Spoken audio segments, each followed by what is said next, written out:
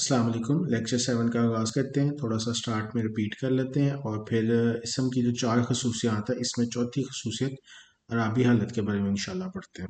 اچھا جی، اسم کی جس طرح ہم نے پڑھ لیا 4 خصوصیات ہیں: جنس، عدد، وسعت اور عرابی حالت۔ پھر جنس میں ہم نے دیکھ لیا مذکر اور مؤنث کے بارے میں، حقیقی مذکر مؤنث اور غیر حقیقی مذکر مؤنث۔ پھر اس کے بعد ہم نے عدد میں دیکھ لیا واحد، مثنیٰ اور جمع۔ جمع میں ہم نے دیکھ لیا کہ 2 قسمیں ہیں، جمع سالم اور جمع مکسر۔ پھر کیپیسٹی جس میں وسعت آ جاتی ہے، معرفہ نکرہ۔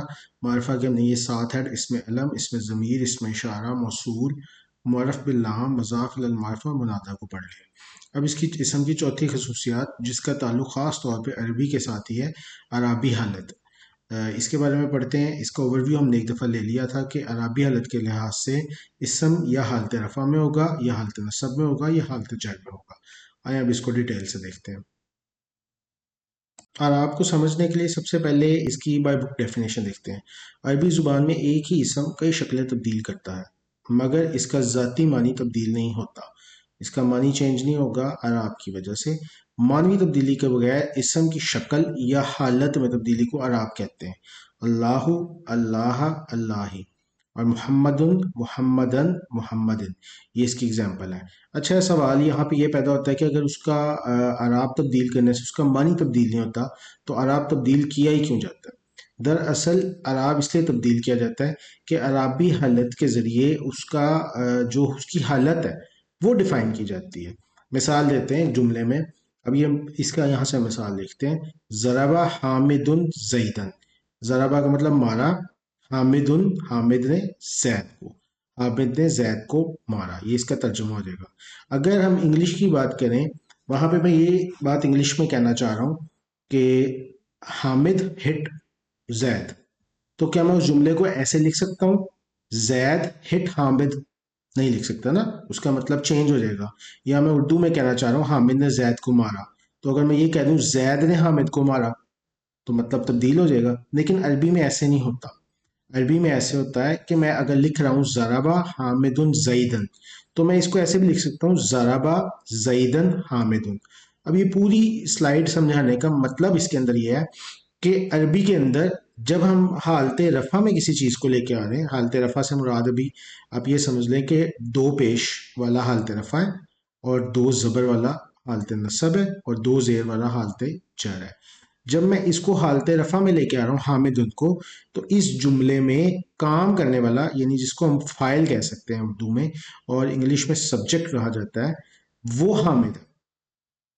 تو اس کا مطلب یہ ہے کہ جو بھی اسم جو ہے وہ حالت رفع میں ہوگا وہ فاعل کے طور پہ آئے گا، اور جو سا اسم حالت نصب میں آئے گا وہ مفعول کے طور پہ آئے گا۔ ابھی ہم ان دونوں کو سمجھ لیتے ہیں، پھر انشاءاللہ آگے چلتے ہیں۔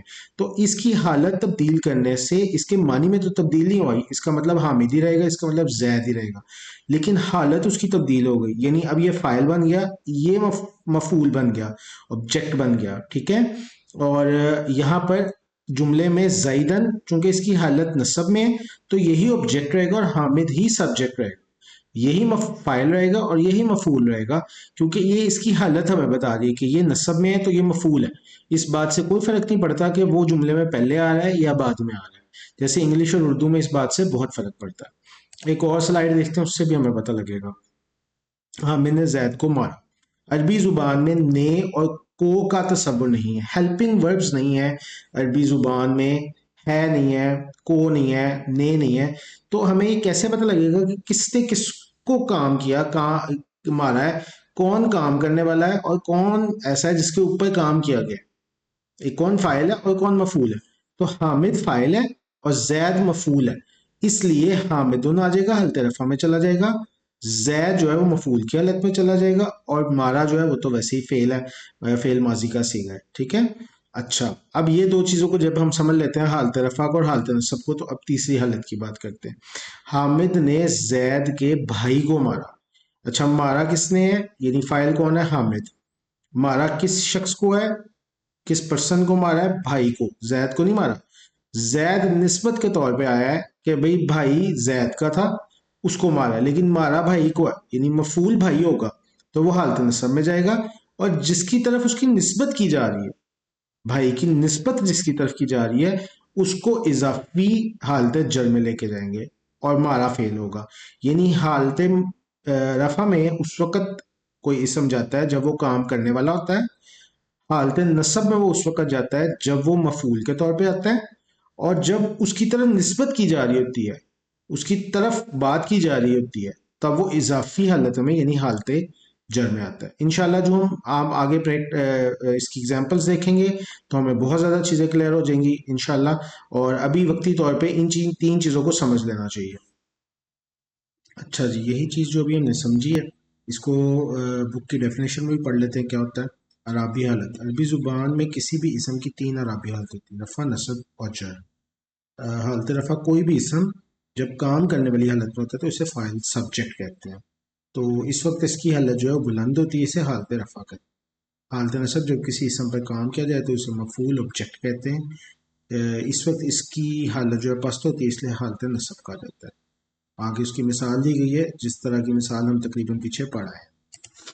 آگے دیکھتے ہیں حالت جر. ایسا اسم جو نہ تو فاعل ہے اور نہ ہی مفعول ہے، بلکہ ان میں سے کسی ایک کی پہچان کے لیے آیا، یعنی اضافی حالت میں کہ وہ اس کی طرف نسبت کی جا رہی ہے، اس کی حالت اضافی ہوگی، اسے حالت جر کہتے ہیں. مثلا زید نے خالد کے بھائی کی مدد کی. اس ایگزامپل کو ہم لوگ دیکھیں. اچھا جی، عربی زبان میں اسم کی اعرابی حالت میں تبدیلی کے ساتھ اس کی شکل بھی تبدیل ہوتی ہے. مثلا اسم زید حالت رفع میں یعنی دو پیش آ جائیں گی تو وہ حالت رفع میں کہلائے گا. دو زبر آئیں گی تو حالت نصب میں کہلائے گا، اور دو زیر آئیں گی تو حالت جر میں کہلائے گا. اور کسی بھی اسم کی پہلی شکل کو حالت رفع مانا جائے گا، جبکہ حالت نصب یا جر میں لے جانے کے لیے اس میں اعراب کی تبدیلی کرنی پڑے گی. اچھا جی، جمع سالم والے اسم کی گردان، اس میں وسعت ہم نے لی ہے نکرہ، یعنی تھرڈ کوالٹی جو ہے وہ نکرہ لی گئی ہے. اور یہاں پر ہم نے ابھی تک گردان اس طرح سے پڑھی تھی اس کی کہ عدد جو ہے وہ واحد، مثنیٰ، جمع، مذکر کی صورت میں، اور مؤنث کی صورت میں واحد، مثنیٰ اور جمع. مسلم، مسلمانی، مسلمون، مسلمتن، مسلمتانی، مسلمات، یہ ہم نے آلریڈی اس ترتیب میں پڑھا ہے.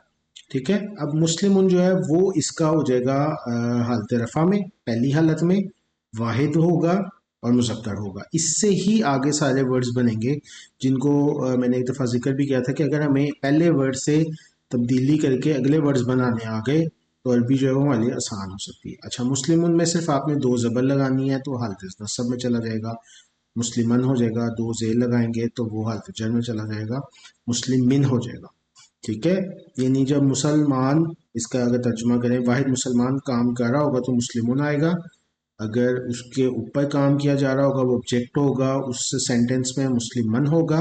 اور اگر اس کا جو ہے وہ کسی کی طرف نسبت کی جا رہی ہوگی تو مسلمن ہوگا. اچھا، اگر دو مسلمان آ جاتے ہیں تو وہ مسلمان ہی ہوگا، اور ان کی حالت نصب جو ہے وہ مسلم مینی اور مسلم مینی ہوگا. ٹھیک ہے. اگر ان کے اوپر کام کیا جا رہا ہے تو مسلم مینی ہوگا، اور اگر ان کی نسبت جاری تو بھی مسلم مینی آئے گا. لیکن ان تینوں کا مطلب یہی رہے گا، دو مسلمان. ٹھیک ہے. مسلمونہ یعنی دو سے زیادہ مسلمان مذکر ہے، مسلمونہ، مسلمینہ اور مسلمینہ، یہ ان کی حالت نصب اور جر میں آ جائے گا. یعنی یہاں پر یہ صورت ہے کہ وہ آبجیکٹ کے طور پہ آ رہے ہیں سارے مسلمان، اور یہاں پر یہ ہے کہ جی ان کی جو ہے وہ ان کی نسبت کی جا رہی ہے. اب مؤنث کی طرف آ جاتے ہیں. واحد مسلمتن، مسلمتن، مسلمتن، پھر مسلمتانی، مسلمتینی، مسلمتینی، دو مسلمان عورتیں ہیں. ٹھیک ہے. اگر وہ فائل کی شکل میں خود کام کر رہی ہیں تو مسلمتان ہی آئے گا، اگر ان کے وہ آبجیکٹ ہیں، اور مسلمتین ہی آئے گا. اور اگر جو ہے وہ ان کی طرف اضافت ہو رہی ہے تو مسلمتین ہی آئے گا. اور مسلماتن، مسلماتن اور مسلماتن، یہاں پہ جو ہے یہ اس کی وسعت ہم نے لی تھی نکرہ. اگر ان سب لفظوں سے پہلے الف لام لگا دیں گے تو یہ وسعت ہو جائے گی معرفہ، اور سیم یہی ٹیبل رہے گا جو انشاءاللہ ہم نیکسٹ سلائیڈ میں دیکھیں گے. جی، اس میں دیکھ رہے ہیں کہ جمع سالم والے اسم کی گردان وسعت کون سی آ رہی جی؟ معرفہ. یعنی فرسٹ کوالٹی جو پہلی خصوصیات ہے اسم کی وہ یہاں پہ شو ہو رہی ہے، مذکر مؤنث. جو دوسری خصوصیات تھی اس کی عدد، واحد مثنیٰ جمع، واحد مثنیٰ جمع یہاں پہ شو ہو رہا ہے. اور یہ تیسری کوالٹی ہے اس کی وسعت، اور یہ چوتھی کوالٹی کے ساتھ اس کا ٹیبل شو ہو رہا ہے. اچھا جی، الف لام لگا دیا، المسلم، المسلمہ، المسلمی. ٹھیک ہے. الف لام لگانے سے مسلمون کا جو تنوین تھی وہ ہلکی ہو جاتی ہے. مسلم، المسلمہ، المسلمی. المسلمانی، المسلمینی، المسلمینی، جمع آ جائے گا المسلمون، المسلمین، المسلمین، اور مؤنث کے کیس میں المسلمۃ، المسلمتا، المسلمتی، المسلمتانی، المسلمتینی، المسلمتینی، المسلمات، المسلماتی، المسلماتی۔